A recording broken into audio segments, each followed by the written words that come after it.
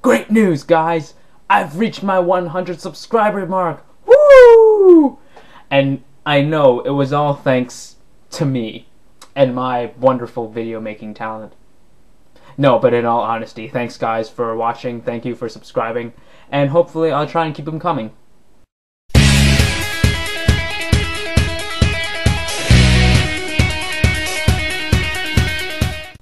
So, the actual topic of the video will be a kind of comparison of sorts, you could say, between science and morality. Two things that creationists tend to love to mix up. So, morality, first of all. This is kind of what many religious people think morality is all about. They think that their God, their deities, allow them to have morality because without belief in a deity, or without the deity, we wouldn't have morality.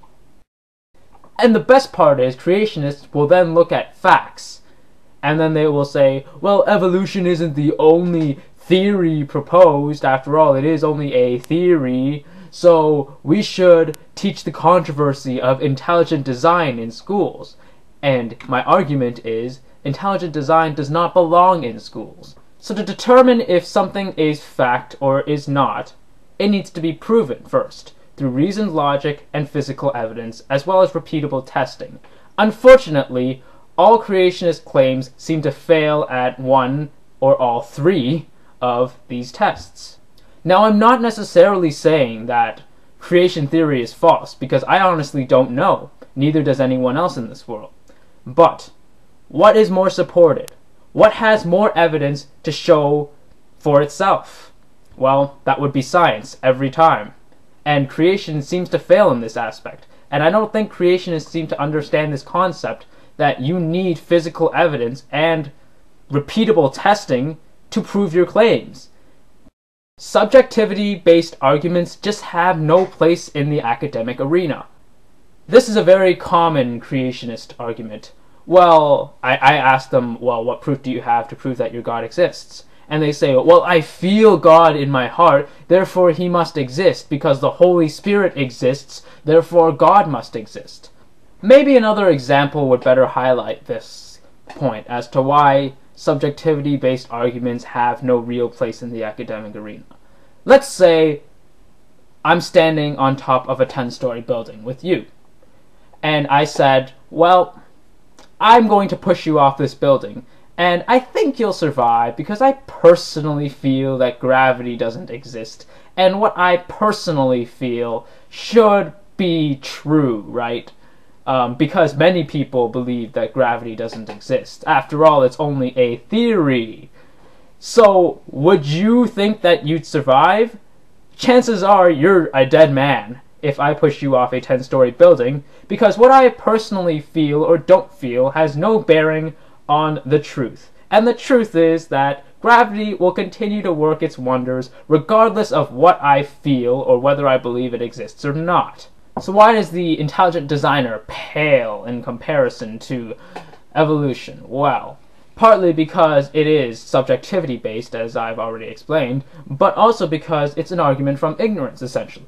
All you're saying when you make that assumption is, well, that looks really complicated there. I don't know how it got there, and quite frankly, I'm a little lazy to find out, so I'll just assume that an intelligent designer created it all. And the thing is, you can't do that in the academic arena and expect worldwide acceptance of your guess. And I say guess because a theory is actually supported with evidence, while a guess really isn't. Now, moving on. Morality. Why do religious people think morality is so cut and dry? It's not either evil or good. Because that's the way they really portray their God to think, in 2 dimensions. The God either thinks you're good or he thinks you're evil. And depending on what you've done in your life, he'll classify you as one or the other. And I find that very outdated. I think that is a very outdated way of thinking compared to how we think today. So, why is that? Well, see, fact and morality are on 2 different levels of thinking. With fact, it's either true or it's not. We don't necessarily know if it's true or not, but whatever gives the most evidence and whatever produces the most results is what we consider fact. Now, with morality, it's a little different, because it's not so cut and dry. Morality has a large gray area between the two extremes of absolute right and absolute wrong. Especially considering how morality has evolved over time, you can't necessarily say there is such thing as absolute morality or objective morality, because there really is no such thing.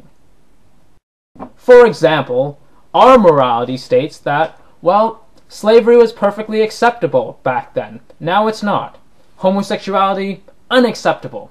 Now, gradually gaining acceptance. So the idea that a God would judge us based on objective morality isn't quite fair, considering how we as a species has evolved, but God apparently has not, because he sticks to one moral code, which is absolute, compared to how we ourselves judge the rest of us.